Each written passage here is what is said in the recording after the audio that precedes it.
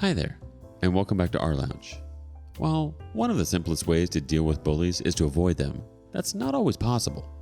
Sometimes they live in your house. Sometimes they're even related to you by blood. Dysfunctional family dynamics are often written off as, that's just the way family is. But you don't have to let yourself be manipulated or tolerate abusive behavior.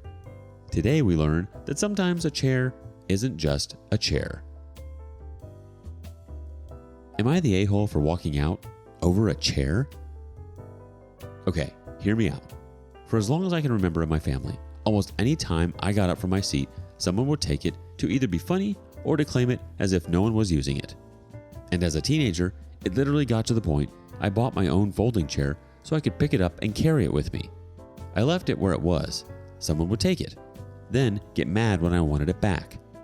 As an example, on a holiday last year, I got up from my chair for a moment to help with something and came back to find a kid in it. And then the family berating me for wanting them to move. But I tell them that when a man owns and brings his own chair, they expect to be able to use it. I own a very nice folding chair that's comfortable and easily portable. And I pretty much bring it to any family events because people are always scrambling for chairs. Well, the other day, I went to a birthday party for my nephew. And, like always, I brought my own chair. But at some point, I had to use the bathroom. When I came back, my chair was gone. And everyone acted like they didn't know where it was. I said they had 1 minute to return it or I was leaving. They laughed at first, but then realized I was serious as I started going for the door. Everyone told me just to calm down, and it was just a joke. I said I don't care if they think I'm a stick in the mud. I wouldn't be bringing my own chair all the time if other people weren't always taking my seat when I get up. I don't think it's funny. I never did. My brother-in-law then pulled the chair out of where he'd hidden it, and when I got it back, one of the legs was bent. I said it was not like this before, and how could he possibly have done this to a metal chair? He said he could fix it and tried to unbend it, but only made it worse. The chair is pretty much unusable now because the leg is warped and I don't want to risk putting weight on it. I told my brother-in-law he owes me $50 for the chair because that's what I paid for it new 2 years ago. He got mad and kept saying it was a stupid chair. I said it was my stupid chair and this wouldn't have happened if he wasn't so immature that he and everyone else had to mess with me for years about where I sit. Then I took my now messed up chair and walked out. My family has been blowing my phone up saying that it's just a chair and to let it go, but I still want my brother to pay me back for it. Am I the a-hole? Update. Last night I sent a mass text out to my family that I will not be going to any family function no matter how important it is until they make this right by promising not to screw with me anymore or repay me for the chair. They've mostly gone quiet now, but I can wait. I've got all the time in the world for them to realize I'm serious. The first opinion comes from Harpagist. They bully you for years, constantly conspire as a group to prevent you from sitting, hide and break your property, and insult and gaslight you when you attempt to set the smallest boundary? Am I missing anything? I would suggest not attending these get-togethers anymore. They can play musical chairs without you. Seriously, what do you actually get out of going to these things that is worth putting up with the bullying? Not the a-hole. CC with the JD says, definitely not the a-hole. What your brother did is rude, and he ruined your chair that you have to bring because of how inconsiderate and rude everyone is all the time. I'd see these people as little as possible. Honestly, OP, this sounds like it's stemming from a larger issue. It's not just about the chair. It's how they've been treating you for years. You're finally putting your foot down and drawing the line. These people need to know that it's not okay to bully you and disrespect you like that. Update. My family tore itself apart. I wasn't going to come back here again. To be honest, I'd completely forgotten I made this account. I only got back in here because I'd written down the password and left it in my desk. I was listening to Reddit videos on YouTube a couple weeks ago when I suddenly heard my old Am I the A-hole post. So I thought I'd give an update. Well, things escalated a lot after I made the post because I linked it to my parents and other family members after a little while. They were furious with me at first. Some even mocked me saying things like, "Oh, watch what you say or do around OP. He might just post about it on Reddit." But when they actually read the comments on my posts when I made them, they became mortified. My brother-in-law did agree to pay for a new chair and gave me the money I asked for. I bought a better folding chair than my last one and resumed going to family functions. But whenever I was there, there was this air about some of the family members. They looked at me like I'd sucked all the fun out of the room.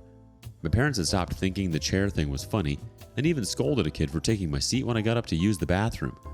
The only problem is that this kid was my nephew, and he started crying when they made him get up.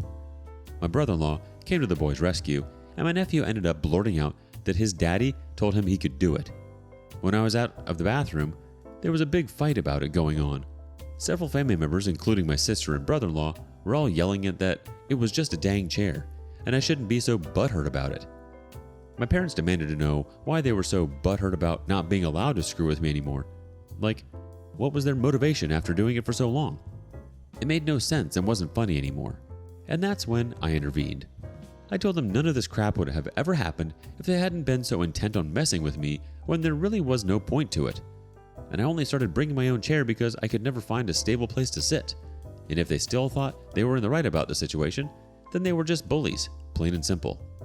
And what kind of example is that to be setting for their own son?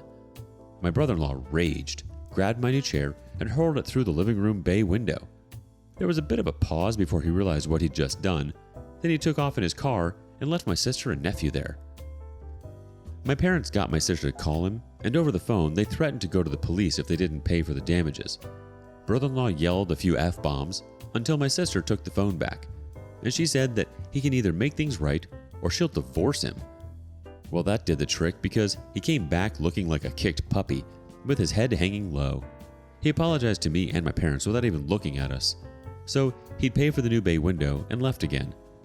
My sister said he drank himself to sleep that night. My new chair was just fine.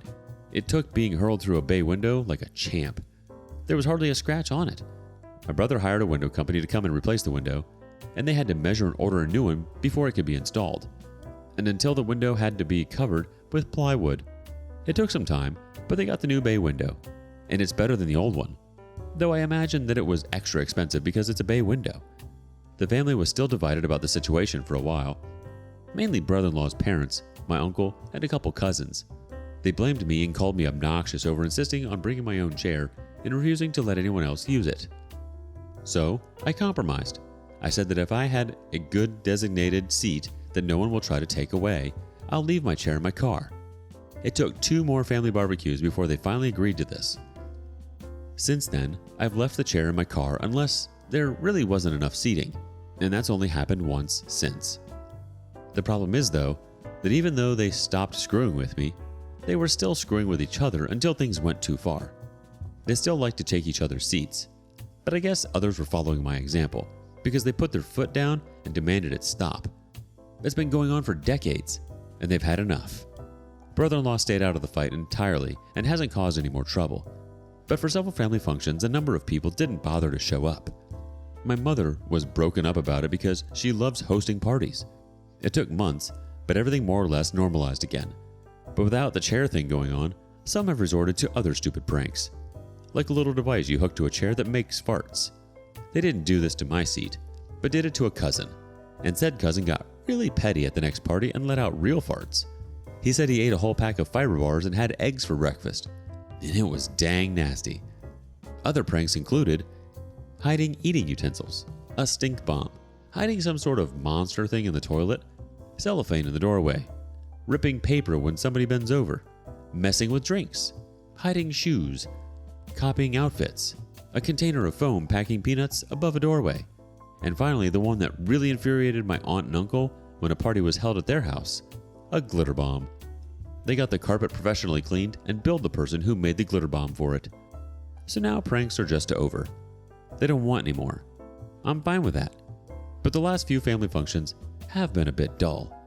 I think they were so used to how things were that they're now trying to find other ways to amuse themselves that don't involve cell phones. Edit. The chair is a National Public Seating steel folding chair. I bought it online for around $80. It's got a thick foam vinyl covered pad on the seat, and it's pretty comfortable. The community has some thoughts. Silent Joe 1986 goes first. Those family gatherings sound like a monkey crap fight at a zoo. Have none of them heard of board games? Much more fun than trying to be a dickbag to people you're supposed to love. Complex X999 says, if they start playing Monopoly, we will hear about it in the news. Leathermost 2757 adds, brother-in-law needs anger management therapy.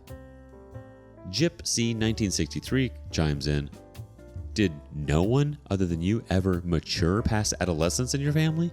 The level of immaturity is astonishing. People, especially family, should be able to enjoy hanging around, even joking, without bullying someone constantly. To target you specifically at every gathering was cruel. Glad you put an end to it and exposed brother-in-law for the angry, cruel bully that he was is just about glorious justice. I hope he got some much-needed anger management, but it sounds like he learned his lesson and your nephew may have also learned a valuable lesson as well. Hopefully you and your family can arrange some games to play during these get-togethers.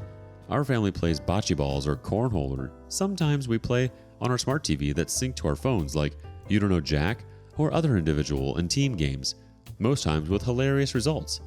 Time to start new family traditions. Best wishes and many blessings. MH6797 has one more thought. Wow, what a crazy family. Maybe find some games to occupy these people if they can't enjoy a conversation with each other. Honestly, this is a huge sign of immaturity. People were probably feeling the same way you were, but didn't have the confidence to say anything in fear of getting made fun of or lashed out on, just as you did. Good on you for breaking that cycle and honestly freeing your family from such toxic behaviors. You were 100% being bullied, and it sounds like a lot of your family members were as well. On top of that, it sounds like your family members have some things they individually have to deal with, and I hope that this was the push they needed to start living their best lives and do some serious healing, not only for themselves, but for the sake of the family dynamic. Although pranks can be fun, malicious pranks are a whole other story. It sounds like these pranks were a way for people to hurt others and take the attention away from whatever they were trying to ignore in themselves. I'm hoping that this wake-up call gives rise to fun and safe opportunities for your family to explore love and appreciation for one another and really come together as a loving, welcoming, and supportive family. What do you think? Thank you for joining us today on rLounge. Before you go, be sure and like and subscribe and hit that notification bell. If you have something you want to say regarding today's content, share that with us in the comments below. See you soon.